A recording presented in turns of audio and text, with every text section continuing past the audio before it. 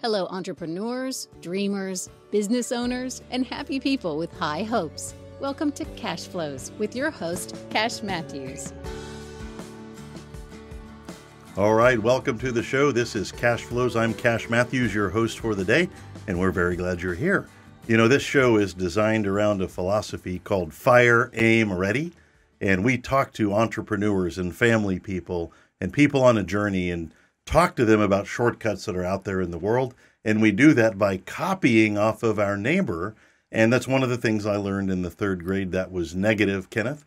They said that was the wrong thing to do, and I got in trouble by my Aunt Dorothy, who was also my teacher, and I copied off my buddy Joe Mark Cowden in the math deal. She yelled at me, embarrassed me. She's also my aunt and my teacher, and she said, "Why are you copying off of Joe Mark?" And I really thought it was one of the dumbest questions I'd ever been asked at that point. Of course, I'm in the third grade. And I like, well, the reason I copy off of him is he's smarter than me. Like, really? Why else would you copy off of him? I don't like his handwriting. You know, it was just a thing. And so she was laughing while she beat me in front of the class. But, discipline first. You know. Yeah. Well, hello, Aunt Dorothy. I know you're out there somewhere. I turned out okay. And I found out copying off your neighbor is okay. So people get stuck, you know. They have these goals. They have a thing they want to do, a person they want to become, an accomplishment that's on their list, and it doesn't get done for whatever reason. And life gets in the way, and habits get in the way, and, you know, and I have this philosophy, Kenneth, that so many great things, so many poems and cures and songs and ideas go to the graveyard. And that is the worst place for your ideas and your efforts and your ambitions is the graveyard. So if it's to be, it's up to you. And we want to introduce you to somebody out in the economy today who's doing it. We'll do that in a moment. But first, my good friend and co-host, my co-collaborator and my co-conspirator, Mr. Kenneth B.O.N.G. Kenneth. That's enough Co's to fill a Coke can, I think. Ooh, a Co. I like it. Wow. Yeah. But yeah, no, happy to be here. Happy to have a good time with you and all of our guests recording this wonderful podcast for our local entrepreneurs. And, but this show it's not about me, it's about them. So let me stop talking and use my manners and redirect the conversation back to you to talk about manners. Yes, please. Okay. I think I did that well. You're welcome. Thank you. You know, part of our journey is to become better at entrepreneuring. There's really 4 things you have to know to build an excellent repeating referral type business. There's 4 major ones for you to succeed. Number 1 is you have to be really good at what you do. You know, the day is long gone where you can just limp by as an average producer, as an average realtor. We're going to talk about real estate today. As an average photographer, as an average advisor. You need to be good at what you do. Number 2, you have to know how to run a business. Like, it's that simple. You must know how to run a business, and that's everything from A to Z. You know, a lot of people are great at a thing, and then they have to run the business side of that thing, and they hate it. You know, you love to make pies, and all of a sudden you're doing accounting, or you're doing appointments, or one-on-ones, or marketing. And we're going to talk about manners in that second box. The third box is marketing, actually. You got to be great at marketing, letting people know you exist. And box number 4 is having a balanced lifestyle, so you're not who's who in business, but who's he at home. We're going to talk about this box number 2, and this is where manners come in. And, this is really a conversation that's uncomfortable, and it's yucky, and it's got body parts in it. But I want to talk about it anyway, because you don't want to be out in the world showing up poorly and not knowing why your business is failing. And we like to talk about business manners. You know, and hey, I've got a big one. I've got the deal killer. You want to turn me into a pile of it? Quickly blow your nose in front of me at the table. Like, we're done. Our relationship just ended. Like, I'm sorry, I don't like it. There's a whole lot of body functions. That's one that belongs behind a closed door. Well, what if I have a cold? Don't go outside. Don't be with me at a restaurant. There's a time to shut it down. There's a time to turn it up. Don't be blowing your nose at the table. And take a look at yourself before you leave. You know, do you have a big broccoli sprout growing out of your nose or in your ear? Nobody wants to see that kind of stuff, you know, and man, that's just life, and maintenance is hard. But if you want to be a polished, well put together business person who's succeeding, these things are important. One of the funniest things that I ever did, where I learned, I was in an appointment with a guy that ran a major multi-million-dollar company, and we're at the oil club in Wichita, Kansas. It was one of my big lessons in life. And he starts looking at me, Kenneth, like this. And then he's kind of looking at me from the side. And then my other buddy who's with me, who'd kind of set the meeting up, reaches up, and there's this long, dangly hair coming out of my forehead that apparently had been there for a year. And my buddy grabs it and pulls it and just yanks it out of my head. Oh, man. The look on my face, apparently, but, you need to control your body hair. And we laughed and this guy's very wealthy. And I wasn't even that embarrassed. I thought it was kind of cool. And we laughed so hard. He's like, look, I like you. You're my new financial guy. If you can endure that. But you have to pay attention to how you show up. You have to pay attention, this is back on manners, to how you show out. And that is, how do you take care of your clients? What are good manners in the world of business? Number one is a thank you card for a presentation. It's one of the best things you can do. Do we all fail at that? Yeah, most of the time. The other thing is, I like to do birthday cards, anniversary cards. I like to send cards on my birthday to certain clients that say, hey, I wanted you to know it's my birthday. And the best present that a guy like me could have is a friend like you. Thanks for being part of my life. And it's weird, I like that. But it breaks you out of that mold, out of that box of ordinary. And you can call me anything but average and ordinary. And these are steps to build a giant business. Now, if you want to build a small business, you're probably already there. Why are you here? And please don't mistake my whatever I just did right there. Man, I want you to win. I desire for you to win. And in this climate, in this business world, manners will set you apart. And with that, we have a great guest today, and I'm excited to meet Jessica here. I've actually already met her. I vetted her, ran a full credit check, all of that kind of stuff. And everything is good with Jessica Davis. Jessica, welcome. Well, thank you for having me. We are Thank glad you're you. here. This is exciting. No broccoli in the teeth. Yeah, you got to do the. you got to have the check. Yes, you do. And we've all done it. Absolutely. You go home and you've got like a pancake hanging out of your nose. Wow. And you're like, oh. Why didn't they tell me? Yeah. Well, how do you? Do you tell people? Oh yeah. Are you one? Yeah. I'm sorry, man. You got stuff going on. Yeah. Run off to the bathroom. Yeah. I've had so many things go wrong for me that I turned them into things that generally go right. I was doing a presentation with a pen like this where you can bite the end out of it with a guy. Oh, no. And I'm doing all this, and the pen goes off in the back of my mouth. I don't even taste it. And he's doing one of these. And I went to high school with this guy, but this is later in life. And he's like, hey, stop. I can't do this anymore. And I'm like, wow. And he goes, just go look in the bathroom. And I go in there and my tongue is black, or is blue actually. And then I start laughing. And then I fell on this floor laughing. And then I'm trying to wipe it off. And it was in the evening and I had 5 o'clock shadow. And I'm rubbing toilet paper all over my face. And that's even funnier. So that's a really dumb story. Didn't work out. Really awful. He did not become a client. That was so weird. Good thing it was a friend. Yeah, well, you got it right. Was a friend. There's some things people can't overcome. And if you got stuff hanging out of your body on that first appointment, it may not go well for you. Yeah, just maybe think it through. Not. But anyway, we're here with Jessica Davis. Jessica works in the real estate business. And you really only want to listen to this if you live indoors. That's pretty much the market of people that live inside, indoors. And we're going to talk to her about her real estate career, her family, her former career. And we're going to get a golden nugget from her at the end that I think you're going to love. But Jessica, tell us just a little bit about how we met. I know we met at the B.O.N.G group. We did. And I would love to hear, because you're relatively new to the B.O.N.G group, maybe 3 months or so. 3 or 4 months. Yeah. Yep. And talk for a moment about your experience My in the B.O.N.G husband group. found you. Okay. My husband found you on Facebook. All right. He actually has high anxiety, so doesn't like to go out much. Oh, this is going to be great. I'm guessing he thought I'd be the wingman.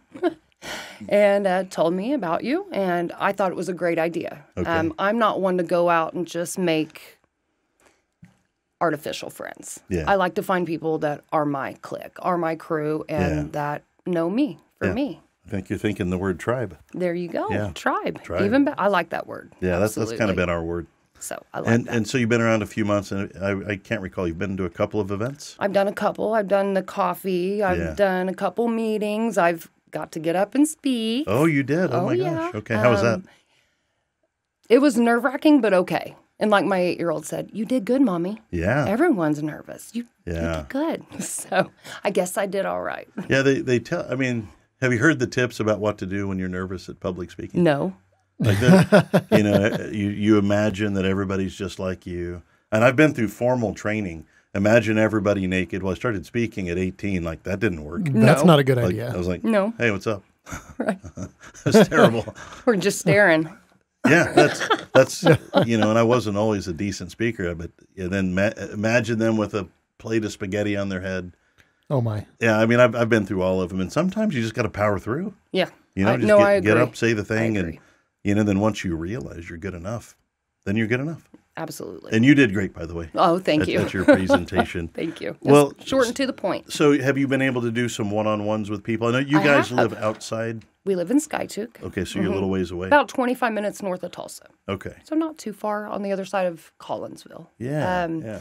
I'd like to go to Tulsa and meet downtown. It's a good meeting center for Right. a lot of people that live south, east, west, you Right. name it.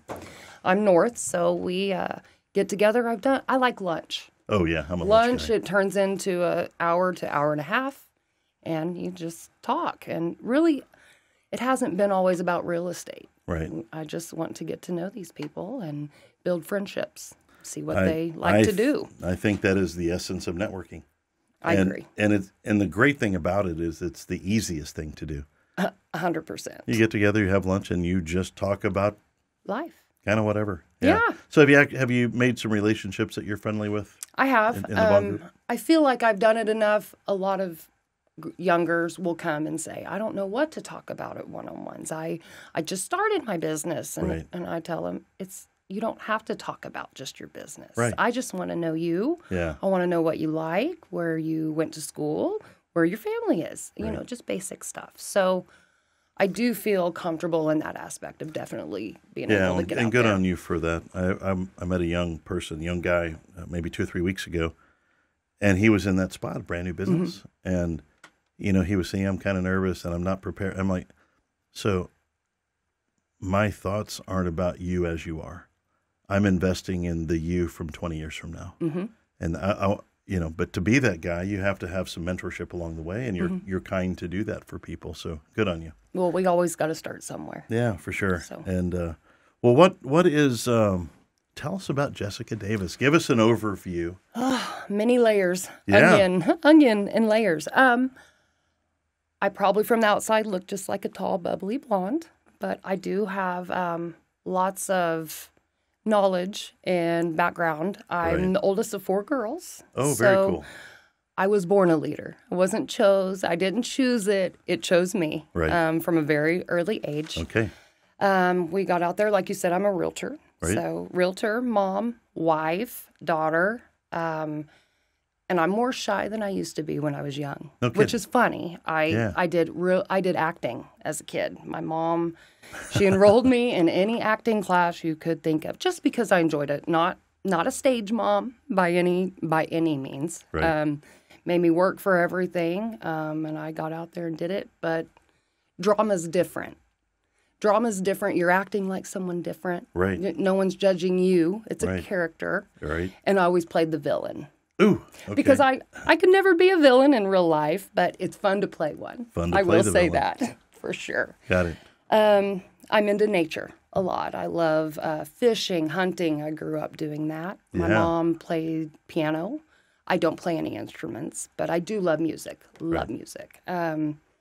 I've got a bunch of animals. We live out in the country. Right. Pretty much just girl's girl and a friend of a friend, Okay. for sure. I love it. So, favorite animal? Are you a dog Oh, person? Lord, we've got 20 chickens, Oh, okay. so I do like chickens. Right. We've got 3 dogs and a grand dog. Got a grand dog now, okay. and a deaf cat. And a deaf cat. So we have all the animals, I'll tell you that. I don't know that I have a favorite. Do you? Well, yeah. You do? Yeah. What's your favorite animal? I can't say. No. He's listening. he loves podcasts. No, but you kind of favor one maybe. Do you have a dog that sleeps on the bed? No, the cat. The cat, okay. The cat stalks the dogs if they're anywhere around. Yeah. Yep. No, I she's have on two. the prowl. I have 2 dogs, and one of the great things you can talk about with somebody are their pets. Yeah, absolutely. And I've built friendships around our pets, Mm-hmm. and I love animals, and they're a big part of our life. Just yesterday, Lori, the lady that runs Elevate Coworking, brought rabbits in, baby rabbits. I don't need a rabbit. I like them, but I don't know that I need You might need one one of these. This one was special. And I don't know. I just love I animals. told Tyler I need a donkey or an alpaca or some kind of herd animal. Alpaca. Yeah. Yeah. If I bring something like that home, I'll pack a suitcase and have to leave. Probably so. Well, so you're in real estate now. I am in real estate now. Yeah. And like, you have to. I love real estate. I do too. Like, that's why I was excited to I do visit too. with you. I look at real estate every day. Do you? And I have for decades. I love contemplating it. I've bought some investment properties. Mm-hmm.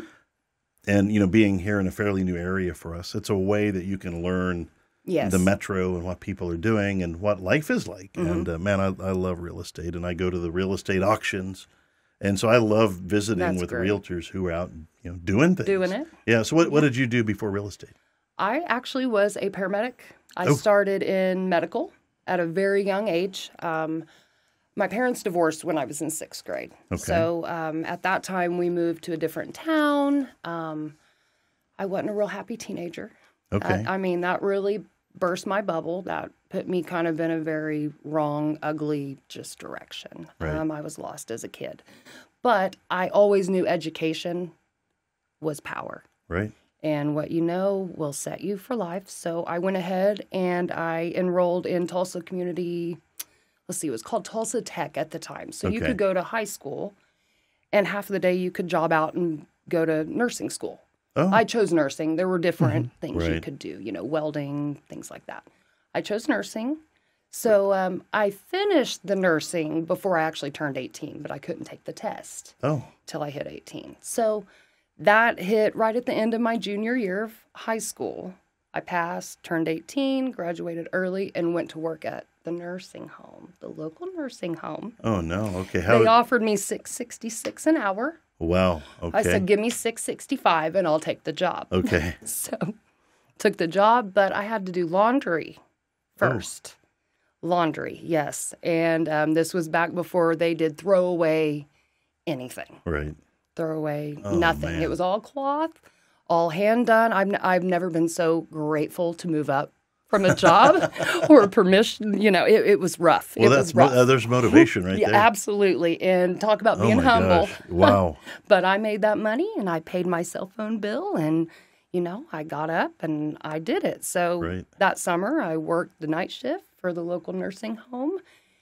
And it was a lot. I'll tell In you. a lot of ways, I would imagine that's somewhat humbling, It is. It's humbling. to see what's actually going on inside there. And, just to see the elderly that had been left behind. That was something Right. most kids don't see, especially not as a junior in high Right. school. And the next job was hospice and oncology Oh, man. at St. John's. Okay.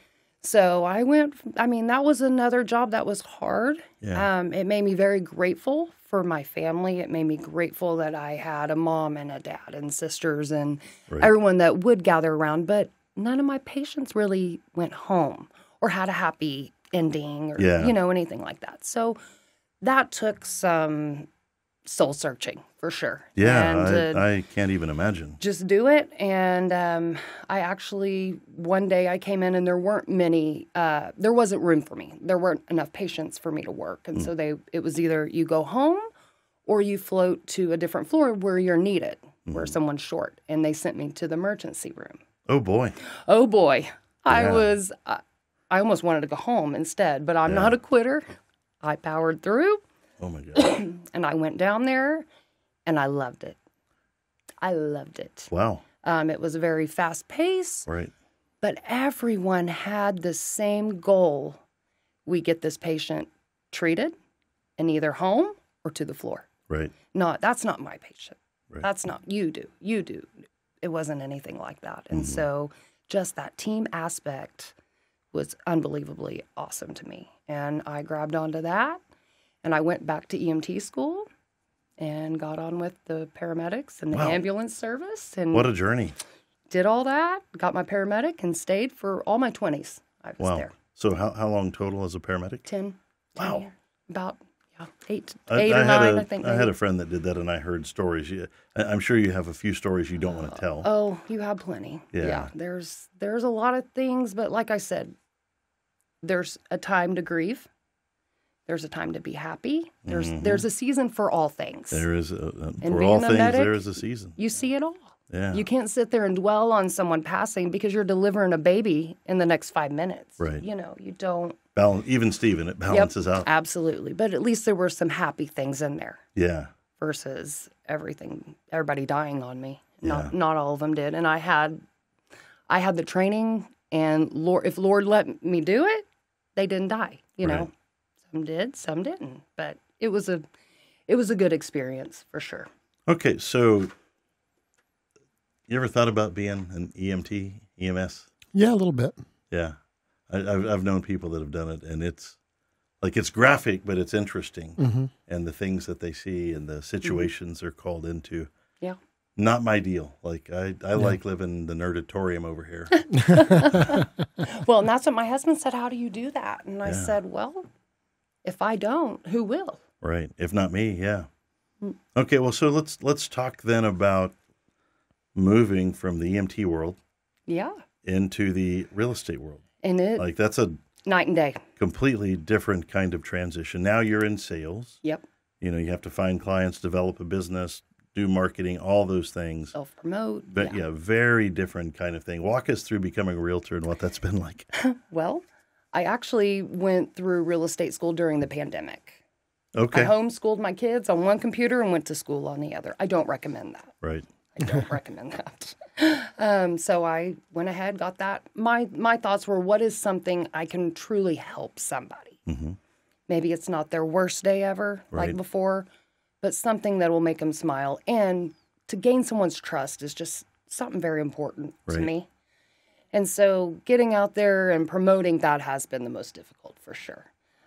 Doing it and being a part of a client's life is the most rewarding and the best thing, but it comes with a lot to get there. So I think people have this image of realtors, and I have always used a realtor. I found a house that I wanted to buy that was for sale by owner. I didn't call my realtor. It was the right deal at the right time. I was the first one to show up. It was a FSBO, for sale by owner. Mm-hmm. And I walked into the guy, and I'm like, hey, what's wrong with your house? Why is it this price? And he's like, no, we just want to sell it. And I went, is there anything wrong with it? Is it like missing the third floor, or Right. does it have toilets? I mean, what's the deal? And he's like, oh, no, we're just ready to move. I'm like, well, can I look at it? And yeah. Anyway, my whole point was, I went, okay, I would like to leave you a decent earnest check so you know I'm serious, but I need you to adjust the price up X percentage because I can't handle this deal on my own. I require the use of a realtor, and I'd like to bump the price up. I'm not trying to talk you down on the price. I'm trying to talk you up on the price so that I don't have to take all the next steps. Mm-hmm. And he's like, son, that's pretty weird. And I'm like, yeah, but I can't do it without him. And called my realtor, hey, call this guy. I'm buying a house from him. You guys duke it out. I gave him X amount of dollars. And so I believe in the real estate relationship. And then I was selling a house, same guy and my same realtor. And I was like, yeah, I might just try to sell my house or list it myself. And like, that was dumb. And he's like, well, how much? What would you list it for? And I told him, and he's like, give me 2 weeks. And he added, he's like, you're way underpricing, and here's where you need to be. And we sold it in 5 hours. nice. For like an extra $30,000. 30 years ago, that was a big lot. amount. Yeah. I was like, Yeah. yeah, good thing sure. I used him. Anyway, but yeah, so I want to say that I support real estate professionals. Well, I appreciate you. And we're coming out of a time where there's lots of people in real estate, but not so many professionals. No. You know, a lot of people go, they get in, Yes. and, it's an interesting profession, and it's a great profession, and it's worthy. But glad you're in it. We're going to take a quick studio break. I see Kenneth over there. He's kind of got the advertising itch. Kenneth. Chomping at the bit to advertise. All right. Well, today we're going to talk about Elevate Coworking. Elevate Coworking is where local business owners connect, collaborate, and grow. We offer a community of tools and resources to fuel your passion and your productivity. Elevate your future with us, where success is not just achieved, but celebrated together.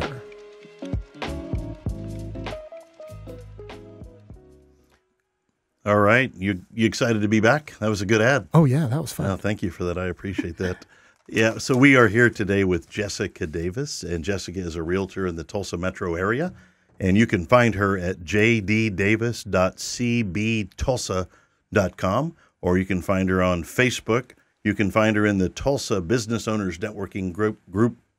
Man, my tongue is all tangled today. I've had one of those days, and we don't do edits, do we? We can't edit me out of here. Anyway, you can find her on the Tulsa B.O.N.G Facebook page as well. Jessica Davis is here, and we're talking about her leaving. She's in the world of EMS, saving lives, to becoming a realtor, making lives better. You know it. So what else about real estate? I mean, there have to be, do you recall your first client? I do. She and he came from California. Right. From out of the state. Found a little place in Claremore. And, I mean, I go and that's another thing with my clients. I don't find you a home or sell your home and you never hear from me again. Right. I try to do lunch with you every couple months. Those are good manners. Whatever you would Those like are the to manners do. we That's talk true. about. Oh, you stay in touch with your clients. They're not a sale. They're a person. Correct. Man, see, man, if people would focus on treating people like people Mm-hmm. and not like a commission check, we call that commission breath. And most people have it. And good on you for doing Yes, this. they So, do. I mean, being a realtor is awesome, and I bet you got a lot of great stories. Let's hear. What's your least favorite thing? My least favorite thing. Let's see. I like most of it. I'll say that. Okay. The least favorite probably is somebody coming to me really wanting. I want this. I want this house. Well, where are you at in your life? That's my first question. Right. It's not, oh, you want it, you got the money, let's go do. No, because that may not be your best option. That may Right. not be what that person needs. And I pride myself on honesty more than anything. I think a lot of people don't have honesty anymore. Right. And for a while, I was actually kind of taught that wasn't a good asset to have. Right. You know? Anything for the sale. Yes, anything for the sale. And I thought, I don't know if I'm going to make it doing this Yeah, because that's a tough environment. I'm not a liar. I am honest. And if you don't like that, I'm sorry. But I mean, and there's kindness that goes with it too. You're not, Sure. That's a whole different kind of topic. But you've got to be honest and you've got to look at the overall picture for these people because this is their life. This is the biggest purchase. And also, how is it going to look when you're ready to resale? Yeah. Right. You may want it now, but what about in a couple years? Right. You need to be highly educated on that in that area. And really, I pride myself on education as well. Right. Coming from a medical background, I want to know what's going on in every area, Tulsa and surrounding areas. That's my job. Very cool. So, but there have to be some great things that have happened. I mean, the giving them the key ceremony or the big cardboard key. What's that like for you? It's fun. It's fun. And really, I'm actually bad about getting pictures. Oh, you are? Okay. I am. We got to step up your game. Yes, I know. And of course, afterwards, it's like, oh, we forgot a picture. So next time we have lunch, we'll get a picture. So it may not be in the closing office, but we'll get a picture of it. Any stories that really stand out to the positive? I do have. I had a client, a husband and wife. They were in an apartment, just not doing real well. They had just neighbor problems, wanting their own place. Had come to me the first year, and they just couldn't do it. They didn't have enough saved. They didn't have enough for closing. We couldn't finagle it into the contract. It wasn't going to happen. And that was heartbreaking for them. But, it's like, listen, you can do this. These are the things you need to do in order to get. And they did it. And 8 months later, we got them a home. Wow. And they have a little girl. And I send her things and it came full circle for them. Very cool. And it was beautiful. So a lot of realtors in the area. In fact, there's a lot of realtors in every area. Absolutely. So how do you differentiate yourself? Well, honesty, like I mentioned. I'm very honest, whether you prefer that or not. Right. I'm not going to change. Also, education. Right. I came from another brokerage before. I'm now with Coldwell Banker, and they're wonderful on education. Okay. We have monthly meetings for our individual broker, and then we have an overall meeting once a month. So 2 meetings, And then you can go to a class every single day if you And so those want. are specific type trainings? Correct. To learn about the market or financing or... How to get out there and market yourself in the meantime, how to know how many homes are closing, how many are listed, how many days is it on the market, Right. and what price range as well you need to know. You know, a lot of people think that interest rates are about to fall. I'm not one to say yay or nay, but I think that would be an improvement for realtors and homeowners. Yes, I do. I have been told that all the way to 2025.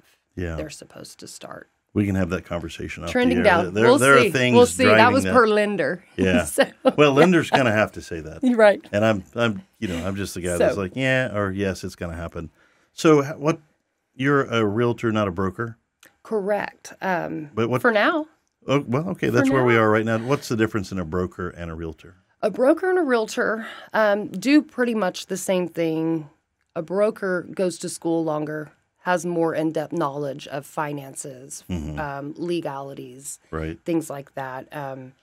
Coldwell Banker is a broker. Okay. RE/MAX is a broker. Right. An agent works under a broker, almost like a nurse works under a doctor's license. If you were licensed as a broker, could you still stay on with where you are now? Yes, absolutely. Okay. But I could also be the broker of SkyTuke, where I'm at, Right. the full thing. the full thing. Yeah, that's Or cool. branch off and have Davis Realty. I can do whatever I. Do you see a time where you'll have your own thing? And I'm not trying to mess do. up any relationships. I do. But you could stay with Coldwell Banker. Yes. And be the person in SkyTuke. Yep. Yeah. And learn and just be a sponge. Well, you learn by doing and watching and reading and training, and it sounds like you're meeting on all of those. Trying my best. All those quadrants. Trying to keep up. So, we asked, what do you like about being a realtor? But talk about how your life is impacted, because instead of being on an ambulance or at a hospital, you have a better opportunity to be a stay-at-home mom, a stay-at-home wife, except for those moments when you're out working. I mean, what's that been like for you? Surely that's been glorious, but I know it has some challenges. Talk about the good and the bad of being a work-from-home kind of person. It's been great, honestly. Going from working 16-hour shifts. We did 4 of those. Right. And I had no family time. Right. None. I met my husband when I was a paramedic. He was an electrician and had 2 young boys. Okay. 2 and 8. Single father. And they made me their mom, Mama Jess, and I never looked back. Wow. That was just, being a mom is just magical. Wait, hang on a second. You weren't picking him up as an EMS No, kind of person? no. Hello, sir. We met through mutual friends. Okay. Mutual friends. Actually, people that really weren't our friends. So when we met, it was like, are you friends with those people? No. Oh. Are you? No. Okay, then we might work. Okay. And so, honestly, from day one, we were inseparable. Another match made in heaven. Absolutely. We'd both kind of had it rough with exes, and it was just right. Have your children watched you be an entrepreneur? Has that had an influence on them in some way? Yes, the last couple years for sure. Before I went straight to EMS from the medical, I did Jessica's senior services. Oh. So I would go out and take care of elderly people and keep them in their home as long as possible without having to go to a home. And so during that, I actually would take my little miracle boy with me. Mm-hmm. He was 3 at that time. And we would go out to nursing homes and hand out flyers. Wow. And so they have watched me kind of grow throughout the years for sure. And even today when I told my boy, I'm doing a podcast, I'm nervous. Why? Oh, yeah. Don't be nervous. Yeah, he's right. Don't be nervous. So I said, can I tell him you said that? Yeah, you can. Okay, there's a story I know about that I want to hear about. Uh-huh. It's a dog and a snake. So we're on 10 acres. Right. Well, I mean. And there's snakes. Yeah, there's snakes. There's rodents. There's all kinds of fun jazz out there. Do you have water on your property? We do. We have a creek. Okay. We have a creek on one side and a pond on the other. So you definitely have plenty of water. Yeah, there's plenty of opportunities. And with chickens, they're attracted to the chickens and chicken eggs. So it never fails. Tyler leaves, and there's a snake. Never fails. And how are you with snakes? I dispatch them but I'm not friends with them. Did you hear that word? That was a technical term. Yeah, I dispatch snakes. It probably sounds like this. So you gently carry them back down to the creek and place them in. Oh, no. No. A shovel and, boots, I dig shovel. it. Dig it. And the last time there was a TV man over putting our cable in. So I'm inside with the kids. He comes in, ma'am, your dog has a snake. He's got a snake. I'm like, okay, gosh, has a snake. So I put the shoes on, go outside. Sure enough, dog's face swollen up. It's like, okay, I don't know what kind of snake that is. And it's Right. alive. Oh, It's alive. okay. So I dispatched, killed it, and it was a water snake. So, yes, we've got poisonous snakes around. If they were not poisonous and just did their thing, I'd leave them alone. But Right. No for the snakes. Water moccasins, rattlesnakes. Yeah. Yeah, copperhead. Tyler pulled like a 10-foot one out of our coop. They like our eggs. And the chickens don't, they just play dumb. They'll let them coil up under them. And so you go under to pull an egg, you better get the chicken off first and look down in that hole when you put your hand down there. Not for the weak of heart.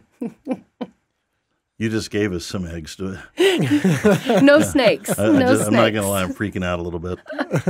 All right, tell us your as we wrap up here, tell us your lifelong goal.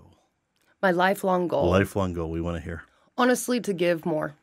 Yeah? I'd love to be able to be financially stable enough that I can give more. Right. And I teach my children that. Just because you make more money doesn't mean you live larger. You give more. Right. That's all that means. Right. Now, would we all like to have a little more vacations and family time? Sure. Absolutely. Right. And that's, that's just part of family time. But to Right. give more means a lot to me. Also, to live off of my land. Oh, yeah. I love to garden. I love to make my own bread, my own pasta, just fun stuff like that. I'd like to have my land sustainable enough. My kids, we can have a cabin for each. Their grandkids come. I'm excited to be a grandma. I want to right. be a hands-on grandma. What did the other person call herself? A Gigi? Oh, Gigi. Yeah, that was her name. I'm Gigi. a Gigi. They'll name me, I'm Yeah. sure. Mine was Nanu. I said, I already have a grandma. Your name's Nanu. Right. So they'll name me, I'm sure. But no, to live off my land for sure, and to have my kids and grandkids around. That's beautiful. We are here with Jessica Davis. She's a fantastic realtor in the Tulsa Skiatook area, and she hates snakes. and she dispatches of them with a shovel. That's right. Yes. Yeah, that's I would need like a 30-foot shovel. Which would be a lot of fun to watch you swing around. Yeah. That would be awesome. You can find Jessica at jddavis.cbtulsa.com. And we're going to go back to Jessica. We're going to do a golden nugget for entrepreneurs and people. What say you, Jessica? First thing, never burn a bridge.